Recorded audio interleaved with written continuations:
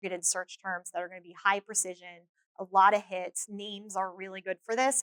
Verbs are bad for this generally. So we're going to look for things that we know are going to be high. And if they're not, then okay, then we're not going to use it. And then this is where I think things like technology assisted review can really come in and fill in those gaps. So that's my topic first approach.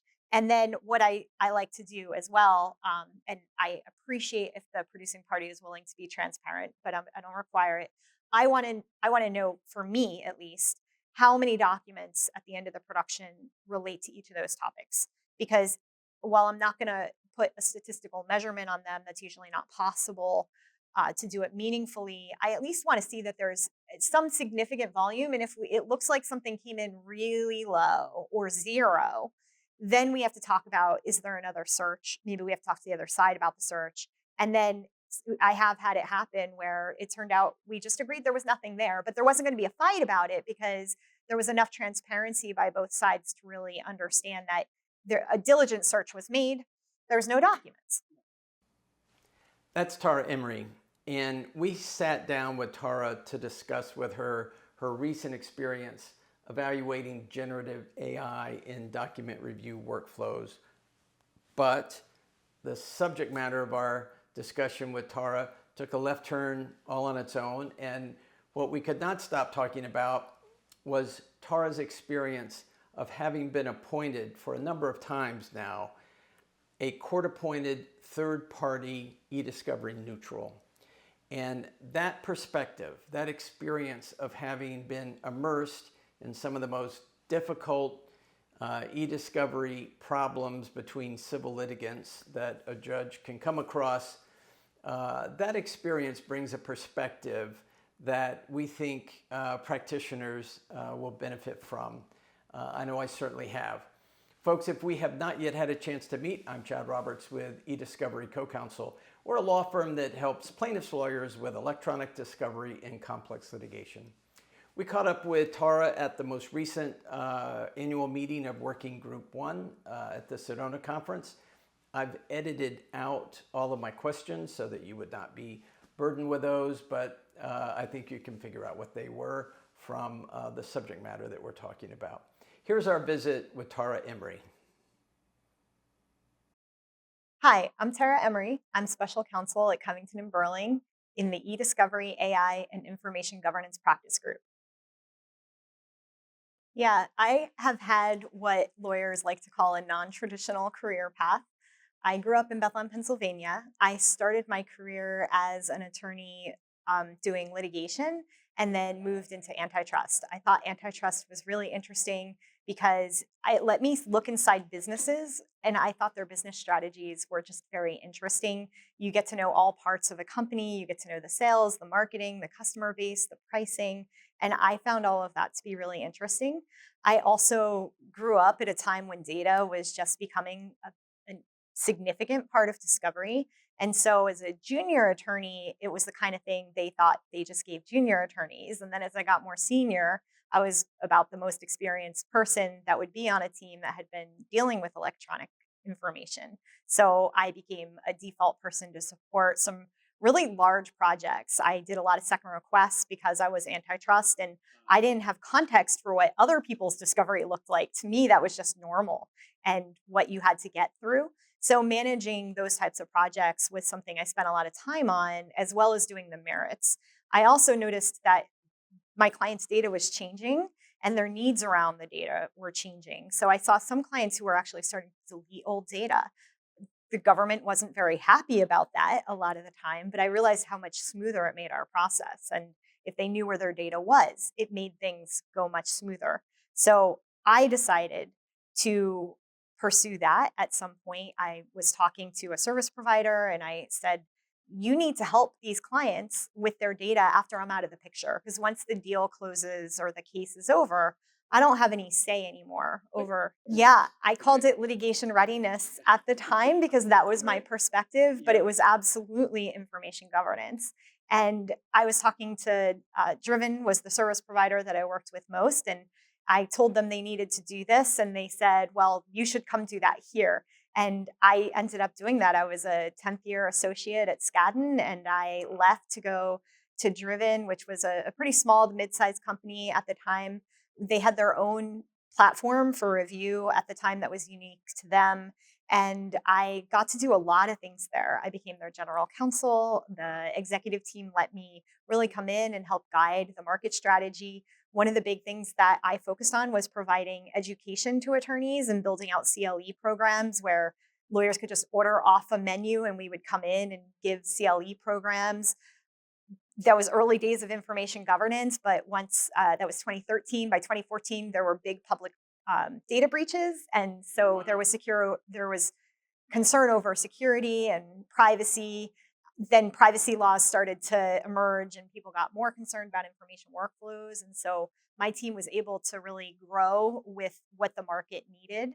And that included building out all kinds of components of information governance on the technology and the services side. We worked with international companies to help them do these kinds of projects. Another thing that happened when I got there was at Driven, we had a machine learning algorithm but no tar system. And tar was becoming all the rage. It was 2013. More had just come out, and we didn't have a tar system. So I did what I had learned to do as an antitrust attorney, which is to hire an outside consultant to come in and teach me what I needed to know. And so I got to help design our tar system for our review platform and run a lot of experiments. I worked with Dr. David Grossman, who was at Georgetown at the time, and we ran probably thousands of experiments on different data sets to build our own best active learning algorithm and got really immersed in the technology. Eventually, that technology was spun off, and I was working in lots of different tools. I was working in relativity, I was working in brain space. We tried some other ones and really got familiar with how those worked, how I could build my own widgets on top of them for reporting to connect with attorneys, and built out, I think, a world class consulting group. People in the discovery industry will be familiar with a lot of the people who worked with me on my team. And oh, we have Bill Favreau for he and I worked together for 6 years, and Eric Mandel, Kelly Atherton, Greg Parker, Jonathan Swerdloff. So we really did have an amazing team, and everyone had their own unique contributions to bring in, and so we were such a power team. I did pick a lot of people to work with that I knew from the Sedona conference because I like working with people that I already have that level of trust in, and always looking to hire people who are smarter than me. And so that was what we did there. Um, Later, I left to go to Redgrave Data. I specifically wanted to work there because of the team they had built. They were people that I was, again, already friends with. They had Jeremy Pickens and Dave Lewis, who are great data scientists, and I wanted to learn more and become better in that way. Throughout all of that, I did expert testimony, court appointed neutral work, as well as guiding clients through their discovery processes. I was at Redgrave Data from 2022 to 2024. I had a few months where I did independent consulting after that. During that time, I was worked as an expert for different agencies in the government, including DOJ, and I also did court-appointed neutral work during that time. And then after a few months, I went to Covington, where I am now, working in the eDiscovery AI and information governance group. Yeah, I continue to do third party court appointed neutral work right now regularly. I have 4 cases running at the moment. And my takeaways from that are, first of all, I really enjoy the work because you can have such an impact when you're working with both sides. A lot of times, what I run into, I'm usually brought in related to search issues and then stick around to resolve other issues. And I think infamously, attorneys do not know how to do search correctly. It's not necessarily that they don't want to, it's just that they don't know why what they did didn't work, or they don't know that it did work or didn't work, and that's usually where we have to start. So I what I really like is the ability to come in and just provide perspective that is helpful. um, I think the biggest reward that I get out of that is being told by both parties that they've learned something. That's a sign of a really successful engagement, and I do my best to try to make sure that both sides feel like things were fair and they're happy. Obviously, sometimes there's competing interests and issues that have to be resolved one way or the other, and it's not always possible. But the ability to come in and try to have a positive impact in the efficiency of a case, and the outcome is really rewarding. So I have a specific approach that I tend to use. Like I said, I get brought in generally for search issues. And I do think that the biggest inefficiency that I see happen in matters, it happens over trust. You often have a requesting party simply does not trust a producing party. Sometimes they're right and sometimes they're wrong. But even when they are wrong, it's hard to build that trust. And I think that a lot of the trust comes out by not understanding, or I think actually a fear of misunderstanding. When a requesting party asks a producing party for something, they don't really trust that their filter has worked. They don't trust that that request is going to be honored in the way it was intended. And so you see them desperately trying to force certain search strategies on the producing party. I insist you run these search terms and give me all the documents, or I insist you do this or that. And that is not an effective way to do a search, because if you don't have control over the data set, you cannot tell whether a search is effective or not. You just can't. And I do believe in Sedona Principle 6 that the responding party gets to decide, that they have responsibilities to make sure that their process is reasonable. But I think the search technique should stay with that side. And I see this happening with parties who talk past each other. And generally, what we see happen is the plaintiff comes up with 200 RFPs, and then the responding party, you're a human. How many are you supposed to follow in your head? And they group them, and it's often, an associate, and they do their best to group them into topics, and then they write a protocol, and then they go train reviewers, or maybe they write a prompt, but they do something to say these are the 5 things we're looking for, and they define them. And that is never disclosed to the other side, and it may or may not match what was intended to be requested. And I think that if the parties can align on topics, first of all, it forces usually the requesting party to have to focus what they want, because I'm not going to let you have 20 topics, right? But if you can name 5 topics, and if you can make a really good case that you need more than 5 topics, I will listen. But if you can get about 5 topics, and then the parties can negotiate exactly what the wording of those topics are, then we can create a search around that really reflects what that is. And I greatly prefer objective search criteria. So a lot of times, things that people are trying to hit with search terms, you can get them with metadata. You can get them with dates and people. And it's like, we want all communications between these people. Okay, like, don't run search terms for that. Like, there's a better way. But until it's defined as a topic that they want, that kind of gets left out of the search term criteria when it was just one of all the RFPs. And so we build searches, and then we come up sometimes with targeted search terms that are going to be high precision, a lot of hits. Names are really good for this. Verbs are bad for this generally. So we're going to look for things that we know are going to be high. And if they're not, then okay, then we're not going to use it. And then this is where I think things like technology assisted review can really come in and fill in those gaps. So that's my topic first approach. And then what I like to do as well, and I appreciate if the producing party is willing to be transparent, but I don't require it.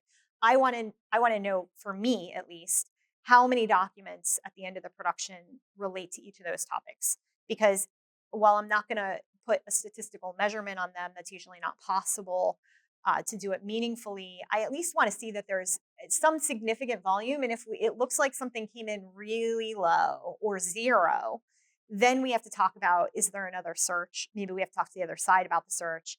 And then I have had it happen where it turned out we just agreed there was nothing there, but there wasn't going to be a fight about it because there was enough transparency by both sides to really understand that a diligent search was made. There's no documents. Works for even perhaps a really complicated, sophisticated Yeah, case. it does. This is where proportionality comes in. If you have a really important case with a lot of components, that's fine. But I think even in large cases, you generally only see about 5 to 10 topics, because even some service providers will charge you more once you're past a certain number. It's really hard to tell a human reviewer to look out for 10 topics. So I think that we do tend to still shrink down what we call responsive to 5 topics. It's just, instead of it only happening on the producing side, I think that the scope is important to define between the parties, so there's a meeting of the mind. And then if the scope changes, That changes the entire search process. On the other side, sometimes things change in what you find in your search, and then the responding party can just update their technique. They can update their search. I don't think they necessarily need to go back to the requesting party and say we changed our search terms, because they didn't change the scope of what they're searching for. They just changed their technique, and that's important. So in data science, you would say there's a task and there's a data set, and you have to bring them together to create a query.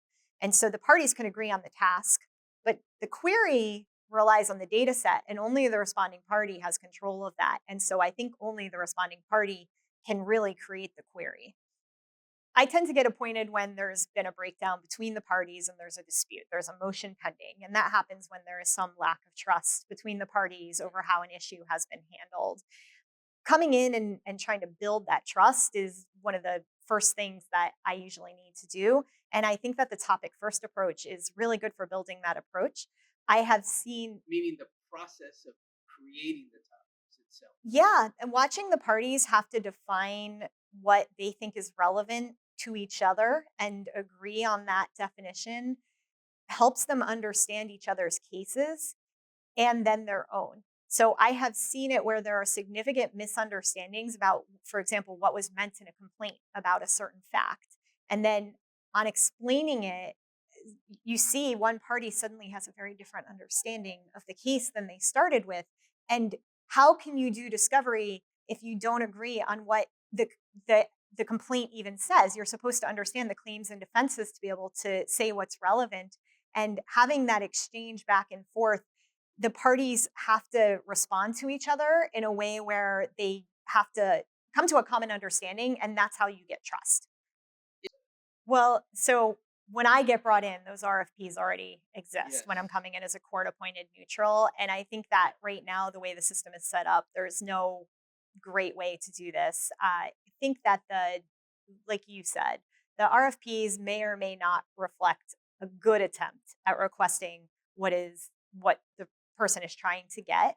I think that this is going to become a more significant issue as parties turn to Gen AI, because there is definitely some interest right now in throwing RFPs into a Gen AI review system and seeing what comes out. And it really isn't going to be any better than, and that's putting aside how effective it is. But if the request is articulated a certain way, it's going to get a certain result that may or may not correspond, because just like a human may not have had the same understanding, the Gen AI isn't going to interpret the RFP in the way that the drafter intended either, unless there's a true connection there. You If both sides have agreed to a definition, I think something like that could be submitted through a prompt, but it still would leave the door open for evolution of the prompts, because that's the search technique by the responding party. So I do not support just throwing RFPs in. I mean, if you validate something and it works, then it works and that's your technique. But just because they were drafted that way doesn't make it inherently a good search technique, nor does it make it a good way of getting it the old fashioned way. Well, the thing is, you might believe in every one of your RFPs, but it doesn't matter if that's not what gets to the system or person that is ultimately deeming a document as responsive or not. And we have long left the world where every document is labeled to go with an RFP, because it's just not been feasible for electronic discovery. Instead, we go with they're produced as they existed in the ordinary course of business, and it's only responsive or not. So, somewhere along that review process, inevitably, unless you only had 5 RFPs, they are reduced to certain issue tags, and those issues are completely out of the requesting party's control or view. And we do have case law where there have been misalignment of parties, and then the producing party has to go back and do it again. And I actually kind of came up with this process after I was a court appointed expert in a case where the production had already been made. Both sides had full access then to the same data set, and in different systems. But the disagreement was really about that this was a data dump, and how dare you give us all these documents. It was really up to the responding party to take the effort and identify what was responsive and what was not. And so what we did was we ended up sampling, we ran some searches and then we sampled both sides. And when we compared what the parties in their illusion samples had tagged as responsive and not, what we found was that one side was tagging certain documents, all relating to a single topic, as responsive, and the other side was tagging documents related to that topic as not responsive. And this was very interesting because the one that thought it was responsive actually thought it was highly relevant to their case. And the other side had no issue with that. They just didn't think they were, it didn't occur to them at all. And so once we cured that, we found a specific search that was very targeted to find just that issue. We raised those and then we were done. And that showed how, identifying the misalignment between the parties and then curing it fixed our problem with the searches. Otherwise, they agreed that the searches had been done well after we checked them through the process. And that I came in so late, the production was already done on that one. So then, in other matters where I was assisting in creating protocols, I would create protocols where we would agree on the issues, we would define them, and what I run into is um, a, a responding party will say, that's work product. We won't tell you what our topics are. And so I say to the requesting party, why don't you boil down your RFPs into issues? And they say, oh, I could never. How am I going to take all of my RFPs and squish them down? And then I explain, that's what they're going to do anyway. Would you like to participate in the process of defining the scope of relevance? And they go, oh, I guess I could do that. And then we get the parties cooperating in a meaningful, substantive way that kind of resets all of the misunderstandings around what's supposed to happen. Look, if a responding party is going to be dishonest about what's relevant, then that's going to happen. But I think that's such a small minority. I do think that a lot of the lack of trust on the side of requesting parties comes from just thinking they don't get it. And because you don't know if the responding party gets what you want or not. And that's where all the suspicion comes from. And being able to fix that is, it gives both sides assurance that the process is good, it's not going to be challenged, it's up to what was intended, and then we can proceed from there. Ultimately, I would like to see this go before RFPs. I'm working on an article. We'll see how far I get on it. But I do think that a topic first approach to discovery makes a lot of sense. Right now, when you look through the model protocols that exist for parties, they focus on things like data sources. And I think it's a good way of communicating and building some trust that a process is going to be thorough. But really, what good does it do a requesting party to know exactly what types of systems the data exists in is being produced from, unless it's going to require some unique format of production? It doesn't actually tell you substantively whether you're getting what you want or not. It's a way for the parties to talk to each other and make sure something is happening in discovery, but I don't think that it's actually useful for search. And I think for search, we need to specifically talk about what what the case is about. And there's no structured way of doing that right now. They're supposed to talk about the case, but that doesn't directly apply to how discovery is going to be conducted. And I think that's a really important additional piece. I think very early in the case, maybe even more important than discussing data sources. At the times we're discussing custodians, there are certain objective things you just have to agree to, or decide as a producing party, because the universe across an enterprise is often way too large to do anything else. But I think that negotiating the scope of certain topics is a really good first step before RFPs go ahead. I think RFPs may bring additional clarity, but I think that the way that the RFPs are done, they're done without understanding for what the responding party would say about the scope of a request. And refining that substantively will help the responding party really make sure that their searches are tuned to what the requesting party wants. There's just too much data in the world. You can't have everything. And I think we all agree discovery doesn't have to be perfect, but I think really figuring out how to focus on what is important is you can't do discovery without that now. And RFPs are not written that way.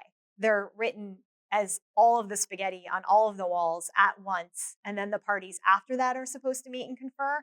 And you're just at that point, you already have certain ideas developed and certain things dug into and certain approaches formalized, and then they try to fix it with search terms or search techniques.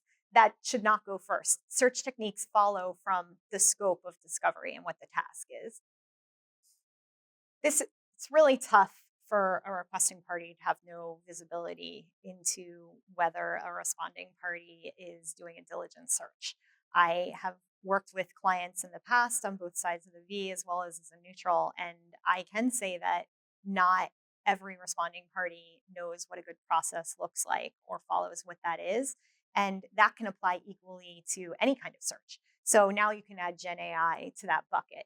I think, we've heard of Go Fish search terms. Now we have Go Fish prompts.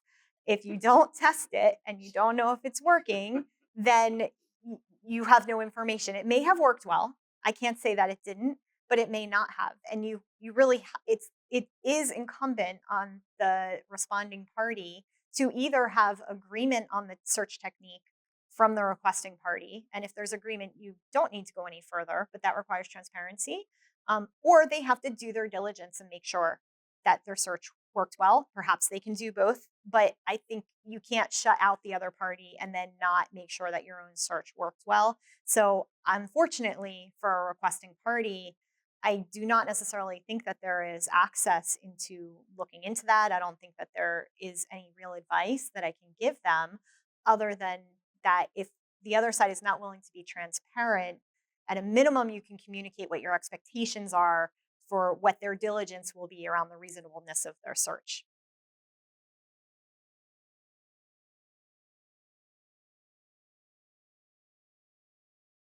So I am friends with these people and I it's not without reason. I think that I have curated a group of peers that I like to call when I need to bounce something off of them, and there are also happen to be people who think this is really fun to talk about.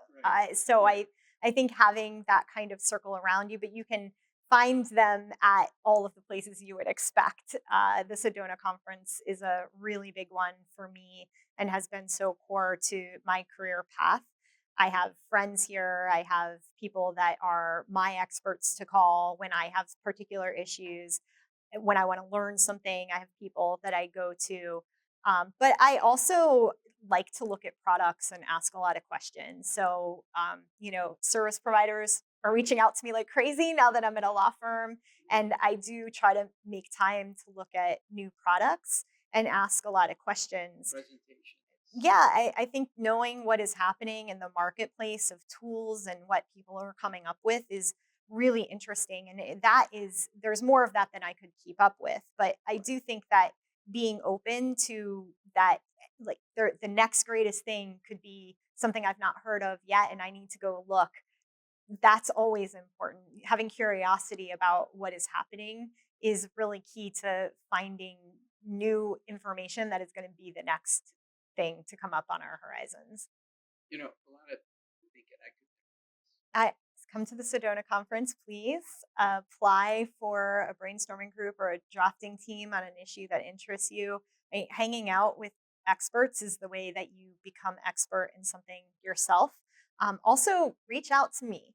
I really actually feel like the place that I am strongest in this world is taking people who are interested, but maybe not connected to the technical parts and turning it into something they can connect with. And that was what I really enjoyed in antitrust too. I was the person who'd be like, let me learn about spectrum on our wireless deal, or let me learn about the GPS satellites, or give me something really technical and let me go learn from the engineer and then come back to the lawyers and turn it into something that they're comfortable with and that makes sense for the legal argument we need to make. So translating between the technology and the technical knowledge and lawyers who want to get it but are intimidated by it, that's what I enjoy the most. I like education and communication about these issues. Um, so I When I went to Driven in 2013, I had not yet heard of the Sedona conference. I really hadn't focused on eDiscovery as a practice area, but I was now going to be a part of my life because I had joined a service provider. And someone pointed me at, they had a special conference in New York that summer in June. And I went and I just clicked. I really enjoyed seeing all the resources they had available, meeting the people, seeing how much passion they had about this topic. And it was really good support because I was not working with lawyers for the most part in my company anymore, and having lawyers that I could go to ask questions about how certain things might be practiced in the real world was really helpful. And very soon after that, I joined my first drafting team. It was on data protection for legal service providers and law firms. And I don't know how many brainstorming groups and drafting teams I've been on. I'd have to go count, but there were quite a lot. And that's really how I've developed a lot of relationships in this industry and learned what I know, because working with people who also are interested in those topics that I worked on, and coming to the Sedona conference and all the materials that get delivered to you before the panels and the dialogue that happens. This is where the cutting edge stuff happens. They're not canned panels like you go to. And I love those other conferences as well. There's a lot of things that people can learn there. But the interactive nature of this means that if you are passionate, you can jump in as a participant, not just an observer. And for me, that's how I like to work. And then the events around it, like just the receptions, are a great place to go talk to people and get different perspectives on different issues and hear what's the issue of the day. What are people hearing or seeing in their cases, and what am I seeing in mine? And do we match up or not? This is really useful information. So I've now served a term on the steering committee of Working Group 1 for eDiscovery, and I'm currently on the steering committee for Working Group 13 on AI and the law. So it's a really exciting time for the Sedona conference. And if someone's looking to get involved, there's going to be lots of opportunities. Tara, thanks so much for your time today. I know you are at the conference. You have a lot of responsibilities for the time that you're here, and everybody is gathered at the same place. But this was really a gift for a lot of people that want to learn more and uh, hear some thoughts from someone who's really at the cutting edge of things. So thanks very much for your time. Thank you.